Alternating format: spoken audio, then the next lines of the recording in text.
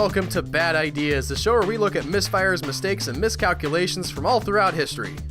I'm Tony Southcott. And I'm Albert Berg, and the bad idea that I'm going to be talking about this week goes by the moniker of the lost cause of the Confederacy.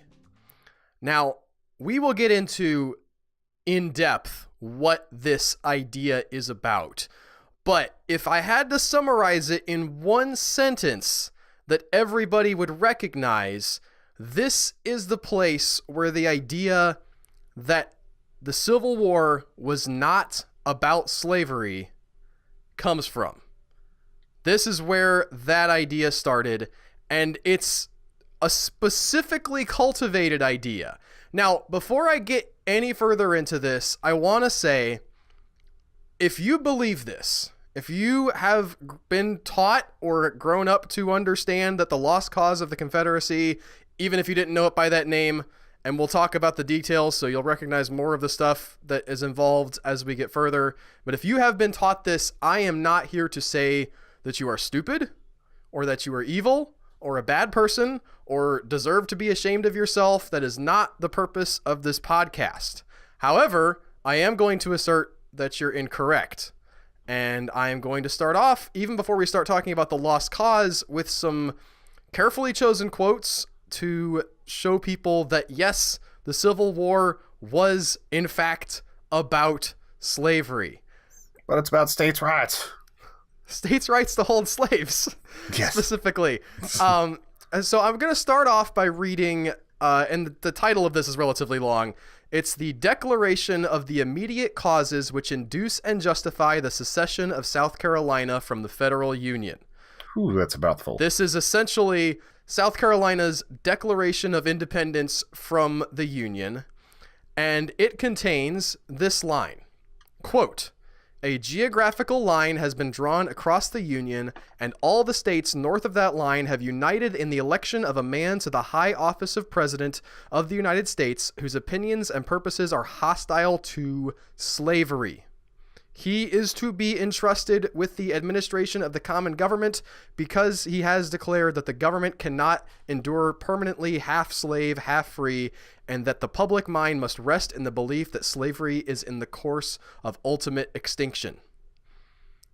South Carolina, in their Declaration of Independence, included a line. This is not the entirety of the document. They had other things they talked about, but they specifically mentioned, you guys elected Abraham Lincoln, and Abraham Lincoln don't believe in slavery. We're out. We also have Alexander H. Stephens, Vice President of the Confederacy, who said in a speech after seceding from the Union but before the war had started that, quote, "Our new government is founded upon exactly this idea. Its foundations are laid, its cornerstone rests upon the great truth that the Negro is not equal to the white man, that slavery, subordination to the superior race, is his natural and normal condition. This, our new government, is the first in the history of the world based upon this great physical, philosophical, and moral truth." Whew. And we'll wrap this up with Mississippi's Declaration of Secession, which included the line, "Our position is thoroughly identified with the institution of slavery, the greatest material interest of the world. Its labor supplies the product which constitutes by far the largest and most important portions of the commerce of the earth," unquote. There are others. These aren't just cherry-picked. These were three that I found. Don't at me about how I'm wrong here. However, there is an interesting evolution of this idea, and it starts almost immediately after the end of the Civil War. And you have to remember the specific circumstances of the Civil War. Lots of times, wars are fought to get a thing.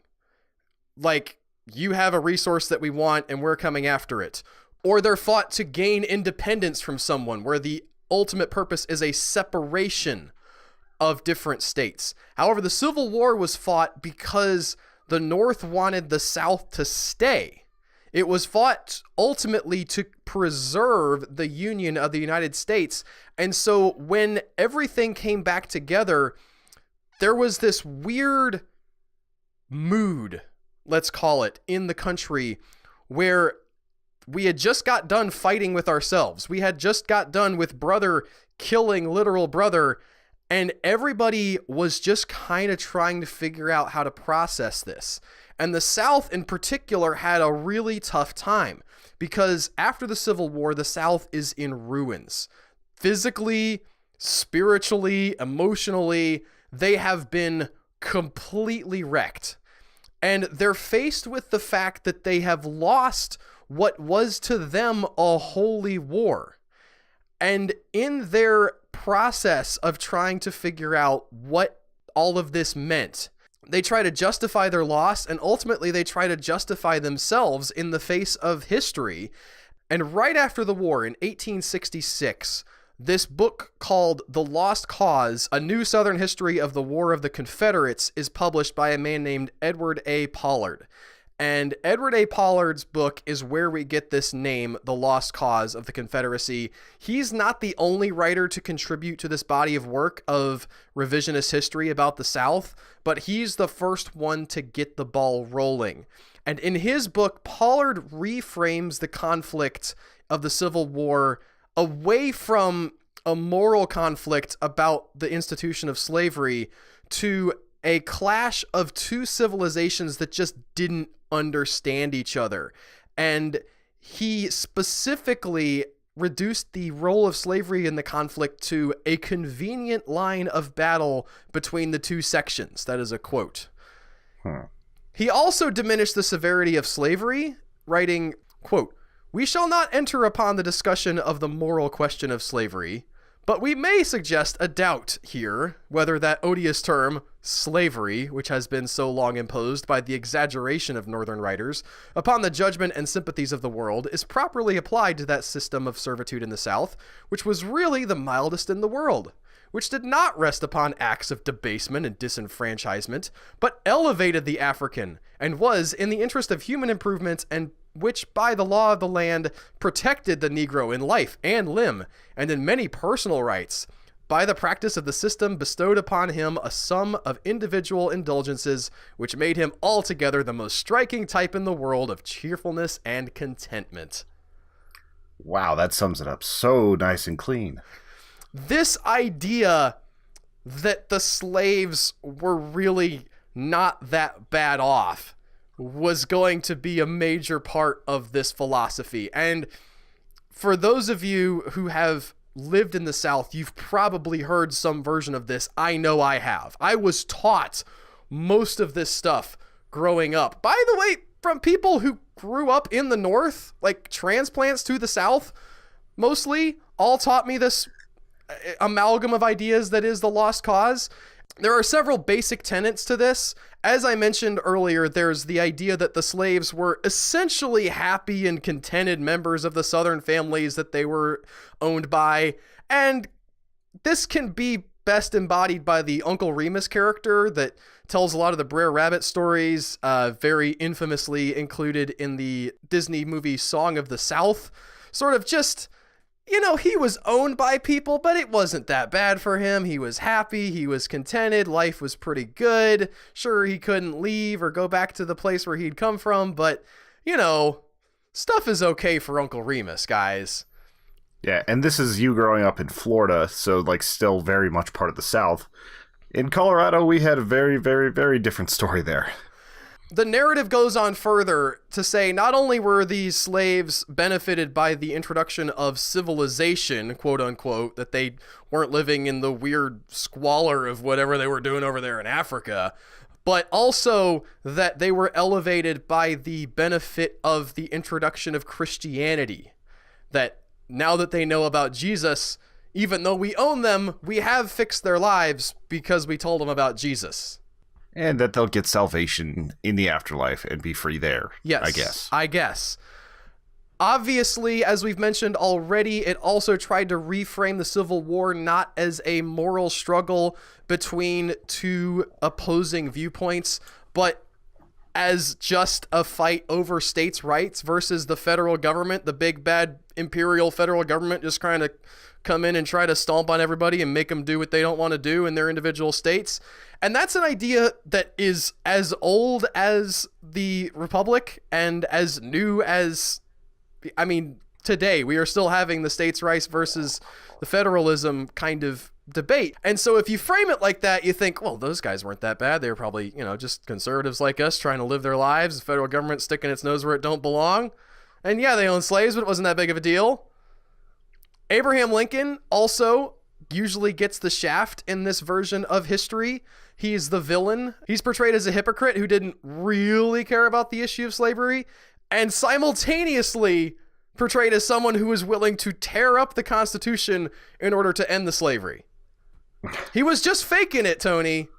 Always faking it. But also totally that's why willing they called him Honest Abe. to just tear up the Constitution. Now, I have to say, we're going to talk about some people here. Abraham Lincoln and Robert E. Lee's coming next. And I am not the most complete defender of Abraham Lincoln. He was a politician who probably would not have just ended slavery if the Civil War hadn't broken out. He probably would have taken steps to curb it as much as he could. But he was an abolitionist who did believe in the ending of slavery, but believed in doing as much as he could within the confines of government. The Confederate soldiers, by contrast, were cast as noble men who were simply fighting to protect their homeland against the Northern aggressors, and they were completely absolved of any moral taint that protecting the institution of slavery might have carried with it. Robert E. Lee is the best example of this. He becomes the figurehead of this noble Southern ideal.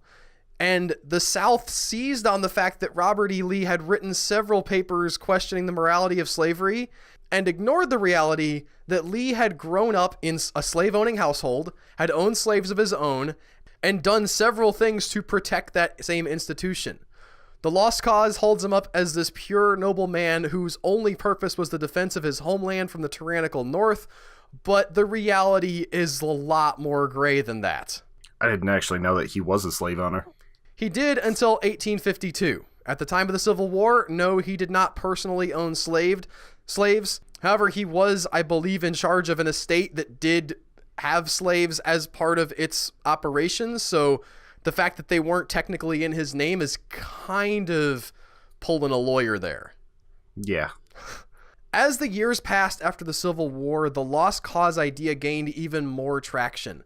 In the 1890s, veterans of the war from both sides began publishing memoirs of their experiences in the war, and the Southern soldiers naturally crafted their narrative to diminish or omit the influence of slavery in their lives. This isn't necessarily evil. I want to reiterate that a lot of this influence is coming from people who are trying to heal from what has been for them a very traumatic time, and they are trying to see themselves and portray themselves as people who weren't the greatest evil that this country had ever seen.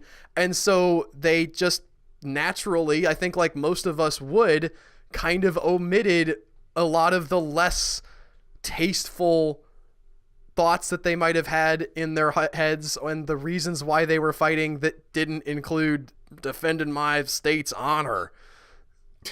And so they were able to cast themselves as, again, these noble, honorable soldiers. And the North, the guys who published memoirs from the North didn't do a lot to help the situation, because they published these memoirs that diminished the contributions of a lot of the black soldiers from their side. So a lot of people at this time, even if they were against slavery, were probably still some flavor of racist. Again, there's a lot of gray area here, but that doesn't make this a true story. One of the most interesting things about the Lost Cause idea was that while it was men who wrote most of these history books, it was Southern women who became the loudest champions for its acceptance. Southern women had been tasked after the war kind of just by default as the mourners for the Southern dead. And these are people who did not actively participate in the war, although they did actively participate in the institution of slavery in some cases. they are trying to figure out the best way to honor and memorialize these men who have died. And they start raising money for these Civil War memorials, these Confederate memorials, and they are not the memorials you may be thinking of. I know, and we will get to current day, we have these statues of Confederate generals around the South, and we have debates about those. Most of those were actually like put up in the 60s during like the civil rights movement as kind of like a middle finger, though. No, I'm sure it was just a coincidence, Tony. They just cared a lot in the 60s about history. Stop trying to cast aspersions. The monuments that these women would erect were like obelisks or pedestals with just a marker on them, sort of saying, memorializing the Civil War dead. And they would get together, they would socialize, they would try to raise money for these memorials. And along the way, some of these societies that formed as official mourning capacities for these Southern dead morph into historical societies. These women become very interested in this idea of a pro-Southern interpretation of history and really start pushing this on the rest of the world. This is happening in the really close to the turn of the 20th century and into the 20th century. They raise funds to promote these historical teachers. They get these books printed in the public schools. The actual schools that are around at the time are teaching the lost cause idea to their students. And so it becomes implanted in the Southern culture that this is the true story of the Confederate uprising. That's got to get it super ingrained too, just like teaching that from the very beginning for kids. And it was, and really, it remains with us to this very day. When you see people protesting the removal of Confederate statues, you can place a pretty solid bet that those people have been taught the Lost Cause version of history and that they believe the Lost Cause version of history. They might not know it by that name, but they learned it as children from their parents and their teachers and their preachers, and they will probably pass it on to their children and their grandchildren. And most of these people, I'm going to say, are not malicious, and they are not overtly racist. Some of them may be prejudiced, but as someone who grew up in the South, I know these people. I know that they are not perfect, but I also know that most of them aren't hate-filled. They aren't the Nazis that you saw marching in Charlotte. They may have some backwards prejudices against people of a different color, but I tend to believe that they could be broken of those if they simply were taught the right thing. Well, what it comes down to is that they're just people. Like they believe what they were taught, and it's just a sort of ingrained ignorance of what the actual thing was about. Like if you were to read those first quotes to them, I think it might illuminate a few things. They might not believe them, or they might think that they were made up by people who just wanted to make them feel bad, or cherry picked among, a much larger body of work. The thing about this idea is, that makes it so insidious, is there was a constitutional component to the debate about slavery. Slavery was ensconced in the Constitution. In Article 4, there was a section that said if a slave flees the state where he's owned, you have to take him back. And in the quote that I read to you at the beginning, the quote from the vice president of the Confederacy, he went on to talk about Thomas Jefferson and specifically notes in the Declaration of Independence how it says all men are created equal. And he takes major issue with that idea. He says Jefferson was wrong. And I know Jefferson had his own major problems too, that he did own slaves. But Jefferson, at least on some level, said the philosophy of this slave owning thing can't last. I'm doing it, but it ain't right. And I'm going to put in here that all men are created equal. And I think he knew what he was saying at the time, but he gave birth to a generation of people who needed to justify themselves for continuing his practice. And so they created a theology where it was okay. And when they lost, they created a story where they weren't really the bad guys. It's an odd counterexample of that old saying, history is written by the victors. In this case, the history was very much written by the losers. And it's still with us, as I said, to this day. I think it's more likely to happen whenever the losers are your fellow countrymen, though. And as I said, it was a major part of the healing process that went on at the time. It's the North and the South are trying to reconcile, and they've gone through this bloody conflict, and they do not want more. So they're willing to compromise, and that compromise leads to things like Jim Crow. It leads to things like the Lost Cause, and ultimately it has fruits that have, that are still being born even to this day. It's an understandable choice that they made. You can understand why people would want to reframe their history and turn themselves into the good guy, but it's still a lie. Yeah, very much so. Anyway, that was a little bit of a heavy one, but it is all that we have for this week on the Bad Ideas podcast. Thank you guys so much for listening. If you like this and you're listening on YouTube, click that like button. Don't forget, we're over on Patreon at patreon.com/humanechoes. You can help support the show. And if you have bad ideas that you would like us to talk about, you can send them into badideasshow@gmail.com. Thanks, everybody. Bye. Hey guys, thanks for watching our video. If you like the things that we make, you should consider becoming a patron over on patreon.com. There should be a link up on your screen right now or in the description of this video. Click it, go to Patreon, and help us make awesome stuff.